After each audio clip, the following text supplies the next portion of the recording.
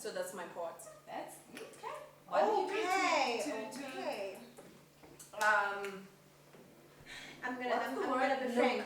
Mhm. I'm gonna be frank. Currently, I'm not doing anything. I'm gonna be real with you guys because I just recently started knowing what women empowerment is. Yes, I've been empowered, but I've never knew that this is called women empowerment. Then I met this one. Guys, we need to Then I met this one. I met Uzwanda. She's the one who empowered me. Like, Can I cry? like you know when the say that show me who your friends are and I'll tell you who you are. Yeah. Before I met Zwanda, guys, I was lost. Wow. Like, let me praise Zwanda for a minute. When I met Zwanda, I met Zwanda, I was lost. I was not empowered by anything. Like, I was not motivated to be anything. Yeah. Then I met Zwanda. Zwanda is one person who sat me down and said, friend, look at your life. Look at your life, like look at your finances, look at your situation, look at your education, look at your spirituality. And I'm like, dear Lord, is this an angel? And she empowers me every day. Like, she makes me want to become a better person. And what she's teaching me, I appreciate it because now I'm able to, tomorrow when I'm empowered enough, okay, you can never be empowered enough, you learn every day. But the day I feel like I need to pass down the knowledge, I'm going to pass down everything and more that she has taught me. So you understand, now I'm not empowering anyone because I'm still being empowered myself. But I would love, I think maybe this is something that I would like become a motivational speaker, encourage women, to understand. So yeah, that's my route, guys. Like, but I'm thankful for the people who are inspiring me currently, especially you, friend. High five before we cry. Okay. Let's get because we literally left with 8 minutes, so I want us to wrap it up quickly and just go through the comments and the voice notes that we received throughout today, and just to get the overall of what other women are thinking out there and what this thing means to them, what financial emancipation means to them, and. What are you doing to inspire other women? Yes, Wawa. Okay, I'm just much like her. I'm still being empowered myself, so I can't say this. Hey, I have a foundation, an organization. I am busy empowering women. No, but I don't know. I've just always been taught that a woman who loves herself loves other women, and I think we lack a lot of that in our generation. We don't love each other, and this is gonna sound very, very vain, but I think me loving myself has helped me love other women, and that's a form of empowerment in itself. Yes, because it starts within. Yes. So I've been loving on myself to help other people, to love other people. Yeah. So I think I just love other women. Obviously, I'll find ways to proper empower other women. I mean, even loving other women is empowering. Yeah. You know? So. But I see myself in spaces where I'm obsessed with the mind, people. I want to see myself in spaces where I'm helping tackle, mental issues, dealing with mental wellness. Because it's a big thing that's really not dealt with or taken as seriously as it should, especially amongst women. So, I really love those spaces. So I'm just loving people. What am I doing empowering other women? Other than teaching people mind etiquette and guys, for me, because Nani for the longest time I was lost and confused and whatever the case may be, but as soon as I kind of found my feet, that's when the idea of starting a foundation came about. And when I started my foundation, in my mind was like, I just want to empower young women.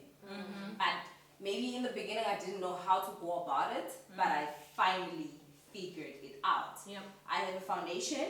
I am working on it now. Because sometimes you register something and you're like, we'll see later. Yeah, but now I'm really at a point where I'm like, okay, cool. You need to work. It's time for you to work. You have a certificate, you have this, you have social development in your corner, you have this, and that. You might as well start working. And that's pretty much for me, when I started the foundation, in my mind, well, even moving forward, now I'm at a point in my life where I'm like, if I want to empower teenagers, female teenagers, because if you grasp this whole life thing a little bit when you're a teenager, you stand a better chance of making it as you become a young woman and a fully grown You woman. know, when you're saying that, what was I watching? I was watching something. Oh yes, I was watching Pel Tusi. I don't know what she was doing, but she was talking. Yes, and Pel Tusi is like, if you wanna empower a child, start them at the age of 5 and 10. Because what you surround your child with at that age, if you're making them read a lot of books, possibilities is that they're gonna become a writer. Yeah, that is So true. maybe we don't have to start with teenagers. I have a 3-year-old daughter. Maybe that's how I should start my empowerment. Start right there. Because for me, my foundation was inspired by, I was lost as a teenager. I was very lost, but I didn't know that until I became a young adult. You know, like, you know, when you look back and you like, in hindsight, I was such a lost person. In high school, I didn't know who I was. I wished I had someone who would have reached out to me and be like, it's okay for you to be different, you know, and all those things. But that's where the whole foundation came about for me. I was like, if I could just empower a teenage kid, because sometimes you find that someone will fall pregnant at 16 and then ekaya bathi was born and you're on your own. Yeah, I mean, by the time you turn 24, ekaya they said you're on your own at 16. What is your life going to be? Because that's what you're on your own. They can't take you back to school. They can't, like, there's nothing that is preparing you to be an adult. So what happens there? So that's where I want to come in as, you know, that's the reason why, that's the reason why I started the foundation. That's amazing. Try to find Yeah, out that's what great. is it that you like, which sector, which industry you would want to go on, and that's pretty much how I would like, how I want rather to empower other women. There's a comment on Instagram from Ndiwe Sitole. I already read that. Uh, We moved to Maho to Mediso. Is it? Yes. Oh, okay. I,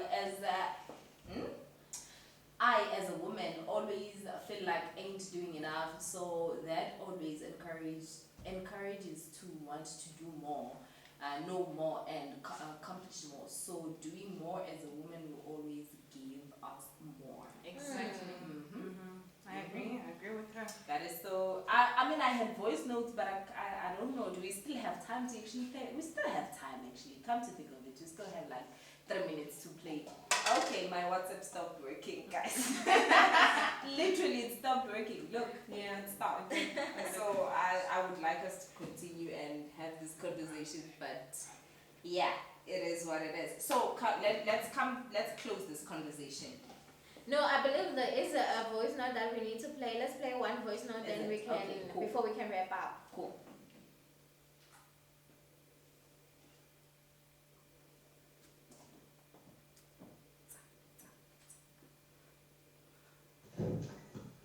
Good day to everyone. I'm Lungi Mahamato, an entrepreneur, also award winner of 2019 Smallholder of the Year. I'm here just to share what I've learned and what I see about business. I've been in business for a while, and one thing I've seen as an entrepreneur, you have to have all the sets of skills that are needed to keep a business going. Unfortunately, for most of us as black entrepreneurs, we've had to start our businesses from scratch. There was not even one item that we've inherited from anybody. So that means once you've set up your business and you started working, you need to be the administrator, you need to be the talent scouter, you need to be a marketer, you need to be a liaison officer, you also a humanitarian, a philanthropist, so you're wearing these so many hats. But what is so important and what will define how far you will go in business as a woman and as a business owner is how much are you willing to learn. At least, even if you're not going to be the best in all these fields, but understand the underlying basic concepts that makes business to be what it is. We are in the time of COVID-19. COVID-19 has changed the game totally. There are certain things that we were sure we would be providers of forever, but COVID-19 came and showed us flames. But now, how do we recover from that? We need to be able to respond quickly to change and anything that disturbs what we have planned. One thing that I have realized that I think is key is that don't focus on one set of skills. If you did a finance a finance degree at school, it's okay, but it doesn't mean that you need not learn about human behavior, about marketing aspects of your business, about bookkeeping, about sales. For instance, you could be very good in sales, but you need to analyze, you need to be able to sit down and analyze the pattern of your sales. Why are your sales the way they are?